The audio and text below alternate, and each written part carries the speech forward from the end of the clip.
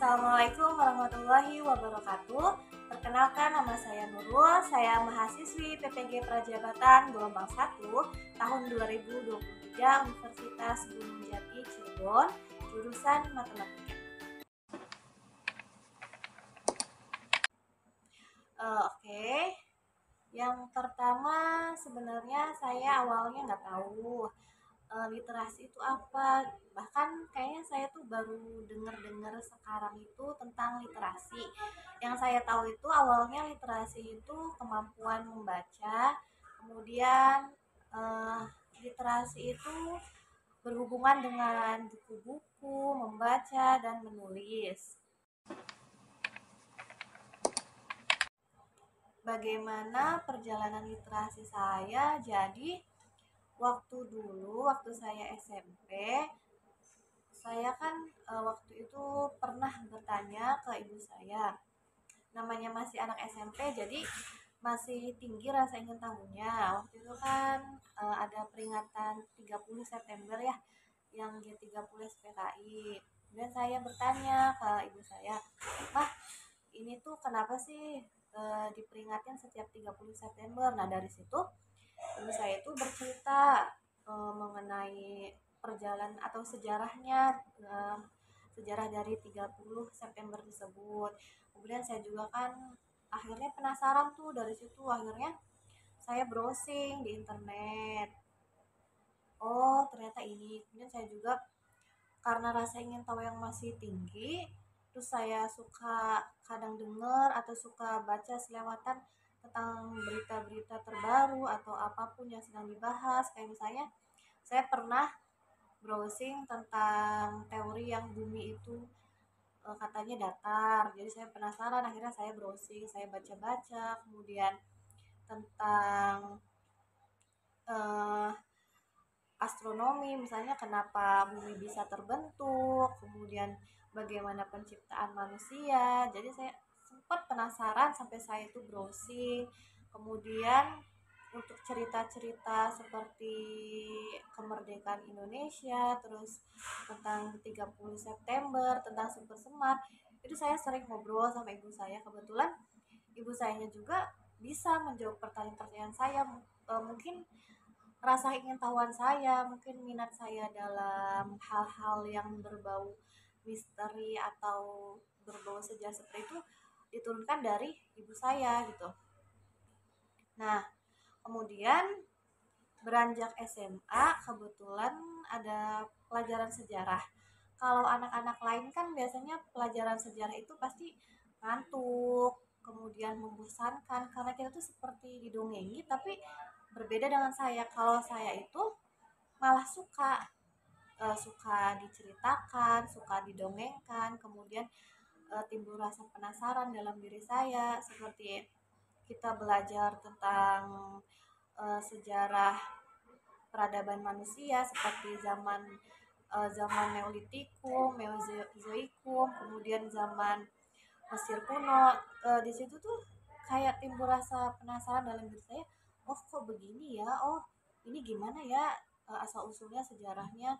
Kok bisa ya? Saya malah suka hal-hal yang berbau misteri atau yang bikin penasaran seperti itu. Akhirnya saya terus tuh baca, kemudian saya ke perpustakaan, saya baca-baca mengenai sejarah seperti itu, kemudian browsing-browsing juga di internet, nonton di YouTube waktu SMA. Bahkan awalnya terbesit di dalam diri saya itu, kayaknya saya mau ambil jurusan sejarah aja deh, kayaknya keren kalau misalnya jadi peneliti atau ilmuwan seperti itu. Nah, tapi waktu pas penentuan kelas ternyata saya masuknya di IPA bukan di IPS. Akhirnya ya mau nggak mau saya udah stop dong belajar sejarahnya. Akhirnya ya sudah, saya belajarnya kimia, fisika, biologi seperti itu. Tapi ternyata walaupun saya masuk ke IPA, rasa keingintahuan saya itu tetap ada. Kayak misalnya di pelajaran biologi tentang eh, teori genetika. Nah, saya juga penasaran kok bisa gitu. Manusia bisa tumbuh mulai dari zigot, kemudian embrio, kemudian kenapa bisa jadi bayi, pertumbuhannya seperti itu. Kemudian di kimia juga saya penasaran kenapa zat seperti oksigen seperti itu tidak ada wujudnya tapi kok ada gitu. Itu yang bikin saya penasaran. Jadi sebenarnya saya itu lebih suka kepada hal-hal yang bikin saya penasaran dan eh, me- memunculkan rasa ingin tahu saya. Contohnya aja dalam pelajaran matematika. Nah, dalam pelajaran matematika ini misalnya ada sebuah soal, kemudian saya itu pasti penasaran, gimana cara nyelesain soal tersebut, bagaimana cara menyelesaikannya. Pokoknya saya gak akan menyerah sampai saya nemu jawabannya seperti itu. Nah, akhirnya dari situ saya memutuskan ambil kuliah S1 itu jurusan matematika. Nah, waktu saya kuliah S1 itu kan saya ambil jurusan matematika. Ternyata di jurusan matematika saya kira itu saya akan hanya berhubungan dengan angka-angka seperti itu ya. Ternyata saya mendapati bahwa istilah literasi itu seolah tidak bisa dilekatkan pada apapun.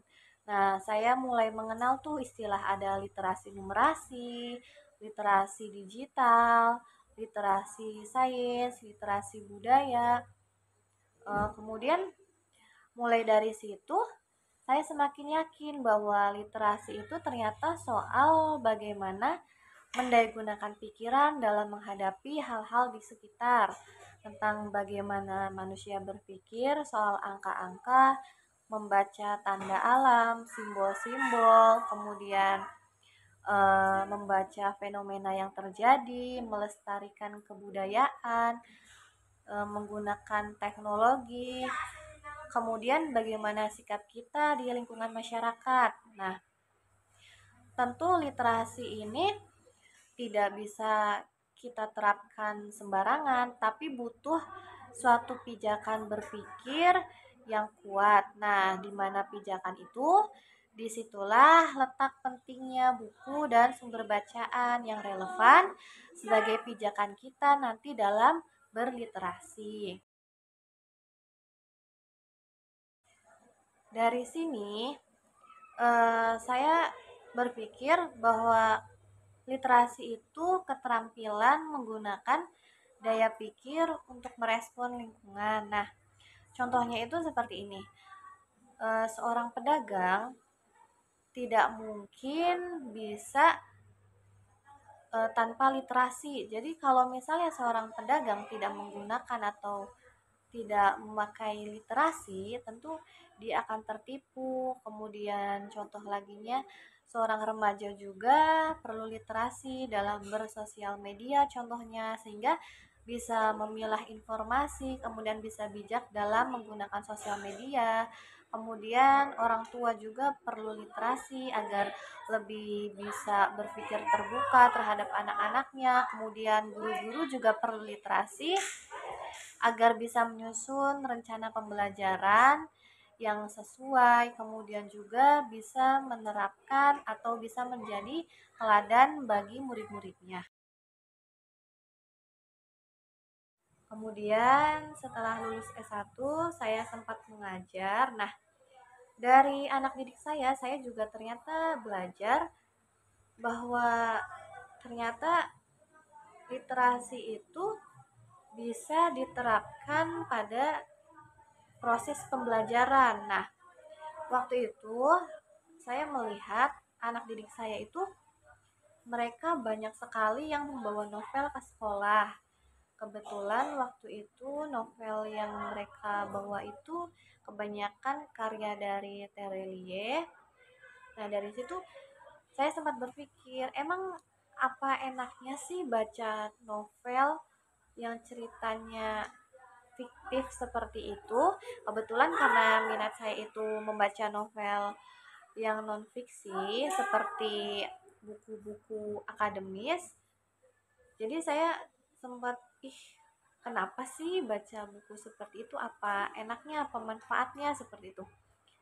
Nah, dari situ kebetulan di sekolah itu ada kegiatan yang namanya membaca 15 menit sebelum pembelajaran.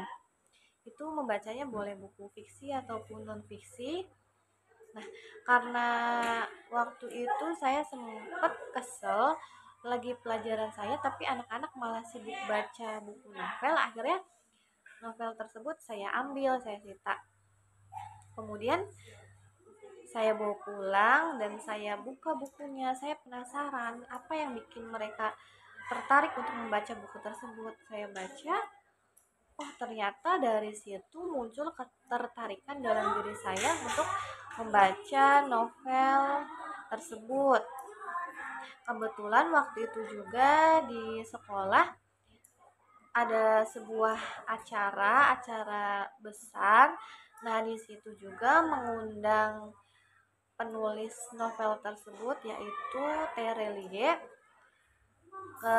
Setelah mendengarkan seminar beliau, mendengarkan apa yang beliau katakan, dari situ saya menjadi tertarik dan penasaran terhadap beliau. Akhirnya saya browsing di internet, saya baca-baca novelnya, kemudian saya coba pahami. Oh, ternyata dari situ muncul ketertarikan. Jadi mulai dari situ akhirnya saya mulai membeli novel-novel beliau, saya mulai baca-baca. Akhirnya dari situ timbul kedekatan juga saya dengan peserta didik. Jadi saya dan peserta didik saling bertukar cerita, bertukar pikiran, kemudian saling bertukar resensi novel tersebut, saling bertukar-tukar novel. Oh iya, ada beberapa novel yang sudah saya baca dan sedang saya baca. Hal ini bisa menjadi rekomendasi buat teman-teman. Contohnya aja ini ada buku karya Terelie yang judulnya Bumi. Nah, jadi di sini itu banyak sekali hal yang bisa kita petik dalam cerita tersebut. Nah, kemudian ada juga ini yang bestseller, judulnya Hujan. Kemudian ada ini juga. Kemudian saya juga suka baca-baca buku yang sekiranya memang bermanfaat dan bukunya itu memang saya butuhkan. Ini. Kemudian ada juga ini karena saya merasa saya butuh, apalagi sesuai dengan profesi saya sebagai guru, jadi ya saya baca saja buku seperti itu. Dan masih banyak lagi, tapi kebanyakan memang buku yang saya baca itu novel karya Terelie. Sisanya itu pasti buku-buku mengenai seperti